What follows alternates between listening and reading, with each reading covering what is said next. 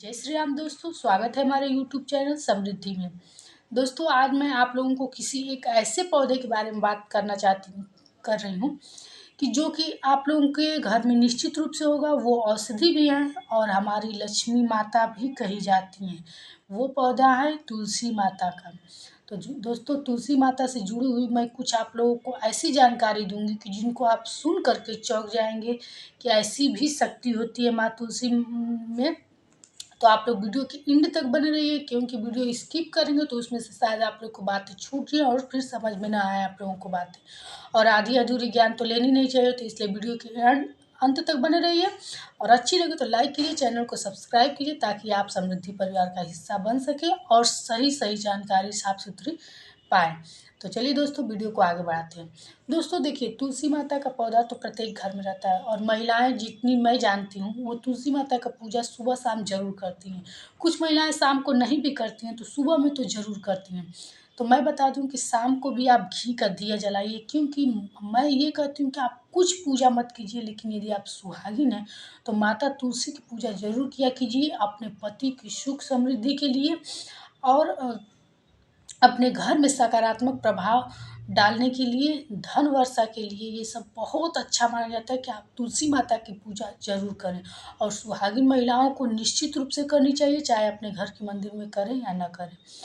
तो तुलसी माता की पूजा आप सुबह शाम कैसे करती हैं, ये तो मैं आप लोग पिछले वीडियो में भी बता चुकी हूँ कि तुलसी माता की पूजा कैसे करनी चाहिए। लेकिन यदि आप नहीं जानती हैं तो मैं बता दूँ कि घी का दीपक शाम को ज़रूर जलाएँ। आप कभी भी तुलसी माता को दीपक जलाया जाता है तो उनके नीचे अक्षत ज़रूर रख देना चाहिए, क्योंकि बिना अक्षत रखे हुए उस दीपक का प्रभाव सकारात्मक के बजाय नकारात्मक में बदल जाता है। इसलिए कभी भी दीपक को खाली नहीं रखा जाता, उसके नीचे अक्षत रखना चाहिए।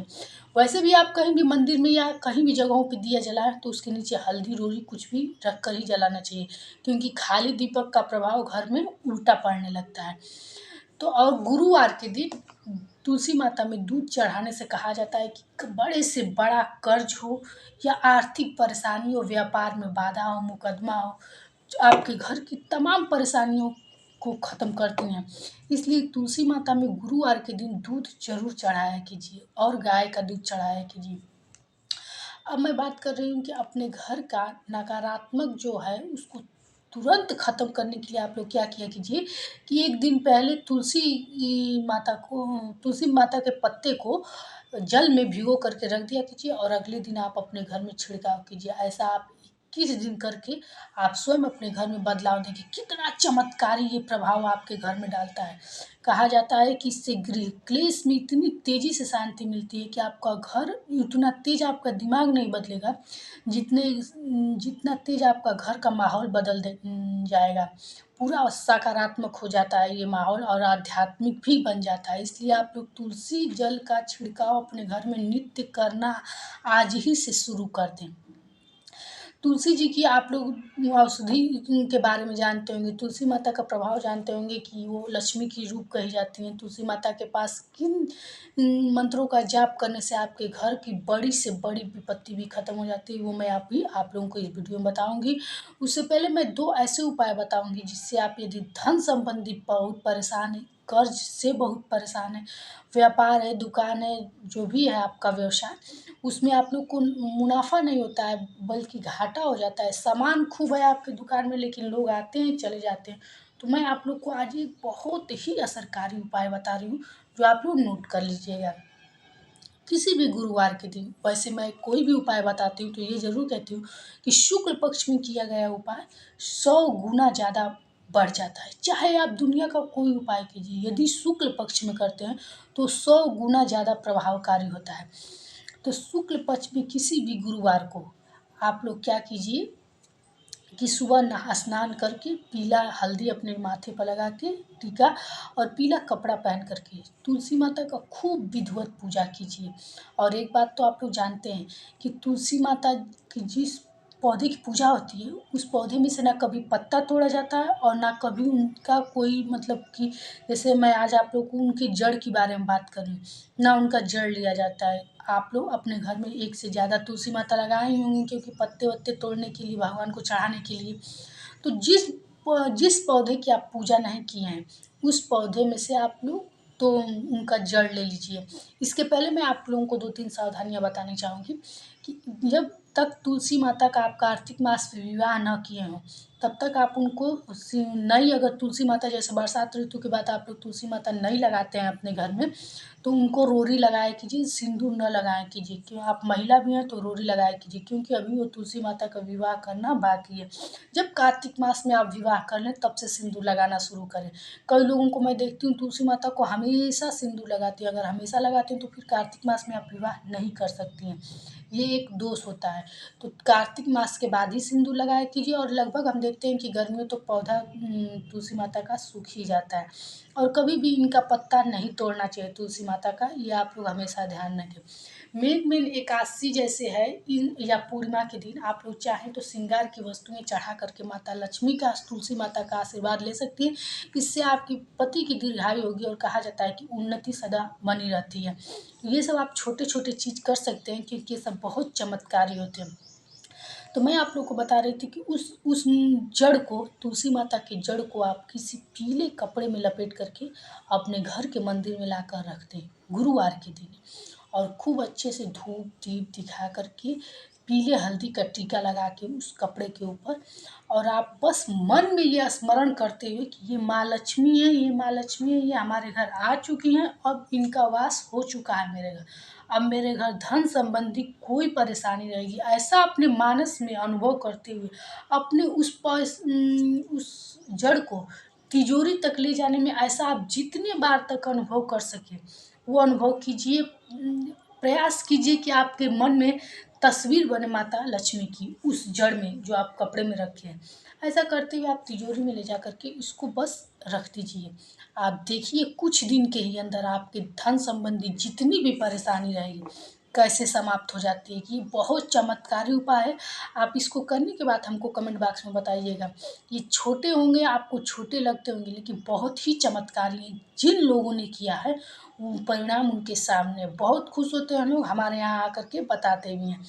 दूसरा उपाय है कि आप लोग देखते होंगे कि तुलसी माता के नीचे या तो तुलसी पौधा ही जम जाता है, या फिर कोई अन्य पौधा, दुर्वा घास कुछ भी जम जाता है। तो तुलसी माता की जितनी भी जड़ें जहाँ तक फैली उनके नीचे कुछ भी उगे वो अमृत के समान होता है। तो आप लोग क्या करें कि यदि दुर्वा घास जो भी है, गुरुवार के दिन उस दुर्वा घास को आप पूरे जड़ सहित ले लीजिए। वो सिर्फ ऐसा मत कीजिएगा कि ऊपर का पौधा काट के जड़ लीजिएगा, उस पूरे पौधे को ले लीजिए। अगर आपके घर तुलसी माता नहीं है, दूसरे के घर के यहाँ नीचे भी दुर्वा घास जो भी है, लेकिन दूसरा कोई तो निकालने नहीं देगा, लेकिन यदि कहीं मंदिर प्रांगण में भी आप देखे हो तो वहाँ का दुर्वा लेकर के पीले कपड़े में लपेट के अपने घर आइए। पूरी विधि विधान से आप मंदिर में गुरुवार के दिन ही पूजा कीजिए, और फिर उस जड़ को उसी प्रकार स्मरण करते हुए ले जाके अपने तिजोरी में, पैसे रखने के स्थान पे, या फिर इस दुर्वा को अपने भंडार गृह में रखिए। दावे के साथ कहती हूँ आपके घर अन्न धन का कभी कमी हो ही नहीं सकता है, क्योंकि जिस घर का भंडार भरा रहता है वहाँ पैसे की किल्लत कभी हो ही नहीं सकती है। है तो वो अन्न, लेकिन अन्न ही पैसे का सबसे बड़ा साधन कहा जाता है।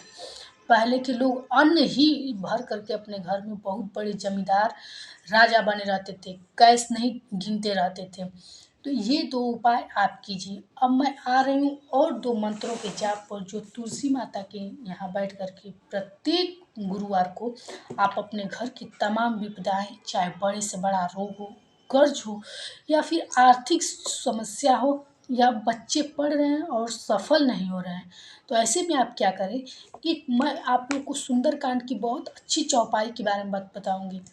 एक माला जब यदि तुलसी की माला पे कर ले रहे हैं, अब आप अगर तुलसी की माला आज के दिन आपके पास उपलब्ध नहीं है तो इसके लिए आप समय मत टालिए। मैं आप लोग को बता रही हूँ, मूंगफली का दाना होगा, कुछ दिनों तक जब तक आप तुलसी का माला नहीं ले पाती हैं, सब सबसे पहले बड़ी बात होती है किसी चीज़ में विश्वास। अगर आप विश्वास, देखिए मानिए तो देव नहीं तो पत्थर लोग कहते हैं। तो यदि आपको विश्वास ही नहीं रहेगा तो कोई चीज़ आप पर काम नहीं करेगी, क्योंकि आपके शरीर में पूरी निगेटिव शक्ति भरी है, और आपके निगेटिव शक्ति के आगे बड़े से बड़ा चीज़ भी ख़त्म हो जाता है। निगेटिव शक्ति से मुझे ये एक बात याद आ रही है कि मैं आप लोग को बता दूँ, यदि आपके घर ज़्यादा से ज़्यादा नकारात्मकता फैली रहेगी तो आपके घर पेड़ पौधे बहुत तेज़ सूखेंगे, आप पौधे लगा के अपने घर में देखिएगा। अक्सर देखेंगे कि तुलसी माता के पौधे उसी घर में ज़्यादा सूखते हैं जिनके घर में नकारात्मकता ज़्यादा रहती है। तो इसलिए पहले आप अपने अंदर सकारात्मक विचार लाइए और तब किसी चीज़ को कीजिए। एक मैं बता रही हूँ सुंदरकांड की अच्छी चौपाई। कवन सो काज कठिन जग माही, जो नहीं होई तात तुम पाई। नोट कर लीजिए आप लोग, कवन सो काज कठिन जग माही, जो नहीं होई तात तुम पाई। इसको आप लोग 108 बार प्रति गुरुवार को तुलसी माता के यहाँ बैठकर दूध से सींच करके आप लोग इसको जाप कीजिए। कहा जाता है कि बड़ी से बड़ी विपत्ति हो, बस आप अपनी विपत्ति को, अपनी परेशानी को एक बार शुरू में कह दीजिएगा, उसके बाद एक माला जप कीजिएगा। आप लोग को 21 दिन लगेंगे, उसके बाद आपको चमत्कार खुद आपके सामने दिखेंगे। 21 दिन, 51 दिन, 101 दिन का ये फेरा इसलिए होता है क्योंकि ये सब बहुत चमत्कारी और शुभ होता है। कभी आप लोग किसी को निमंत्रण में या पैसा ऐसे दान दिया जाता है तो ये 21, 51, 101 ऐसे ही दिया जाता है, क्योंकि ये शब्द नहीं, ये एक जो होता है वो बहुत ही चमत्कारी होता है और बहुत ही ज़्यादा असर देने वाला होता है। इसलिए आप एक माला इसका जप कीजिए। अगर आप लोग के घर शादी विवाह बच्चों के नहीं हो रहे हैं, बाधाएं आ रही हैं, तो अगर लड़की है और उसके शादी में बाधा आ रहा है तो उससे कहिए कि रोज़ सुबह शाम जो स्तुति गौरी माता के लिए की थी सीता मैया और श्री राम को पाने के लिए, वही जाप करें जो है जय रामायण की है। सीता स्वयंवर में ये लिखा होगा, जय जय गिरिवर राज किशोरी, जय महेश मुख चंद चकोरी। इस लाइन का यदि जाप वो लड़की सुबह शाम करने लगे अपने मुख से, तो निश्चित ही 1 साल के अंदर उसकी शादी अच्छे से हो जाएगी और पूरी सुखी जीवन बिताएगी, क्योंकि ये सब आजमाया गया नुस्खा है। तो आप लोग इन उपायों को करके अपने जीवन में बदलाव ला सकते हैं। वीडियो अच्छी लगी हो तो लाइक कीजिए, चैनल को सब्सक्राइब कीजिए, ताकि मैं मोटिवेट होकर के ऐसी ही जानकारी आप लोग को देती रहूं। दोस्तों, किसी भी तरह की आप लोग किसी भी बातों से कोई कन्फ्यूजन हो या कुछ सुझाव देना चाहते हो तो बेझिझक हमारे इस चैनल पे आप लोग लिख करके हमको दे सकते हैं। फिर मिलेंगे दोस्तों नए वीडियो के साथ। जय श्री राम।